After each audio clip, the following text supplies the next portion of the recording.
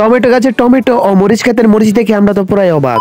Hello everyone, সকাল সকাল ঘুম থেকে উঠে আমি বের হয়ে পড়ি মাঠের উদ্দেশ্যে। চারদিক শুধু খালি আর খালি মাঠ দেখতে খুবই সুন্দর লাগে, তবে তার চেয়ে বেশি সুন্দর লাগে যখন সবুজ সোনালী গাছগুলা লাগানো হয়, মানে ধান চাষ করা হয়। হাঁটতে হাঁটতে চলে আসে আমাদের মাঠে, আর এসে দেখে আম্মা এখানে ঘাস পাচ্ছে, আর অন্যদিকে আমার ছোট ভাই রায়হান মরিচ খেতে কি জানি দেখতেছে, সেটা আমি জানি না। আর এখানে দাঁড়িয়ে আমি তাদেরকে দেখতেছিলাম তারা কে কি করতেছে। তারপর আমি ছোট ভাই রায়হানের কাছে চলে আসি, আর এখানে এসে দেখি আমাদের মরিচ খেতে কিছুদিন আগে একটা পোকা ধরছিল, এখন সেই পোকাটা না, আর সেটাই আমরা খুঁজে খুঁজে দেখতেছি। তো তারপর আমি চলে আসি বেগুন খেতে, আর বেগুন খেতে যা দেখলাম তার জন্য মোটে প্রস্তুত ছিলাম না। আসলে কাটা বেগুনের যে চারাগুলো আছে সেগুলো শুধু শুধু মরে যাচ্ছে, এখন কেন মরে যাচ্ছে সেটা তো জানি না। তারপর চলে আসি বড় বেগুনের গাছের সাথে যে টমেটোর চারাগুলো রয়েছে সেখানে, আর এইখানে এসে টমেটো গুলা দেখে মন টাক করে জুড়িয়ে যায়, কারণ নিজের হাতে রোপণ করা কোনো ফসল যদি সুন্দর করে হয় সেটা দেখতে অনেক ভালো লাগে এবং নিজের কাছে অনেক আনন্দ লাগে। আর তারই সামনে দেখা যায় দুটো মূলা খুব বড় আর বাকিগুলো অনেক ছোট।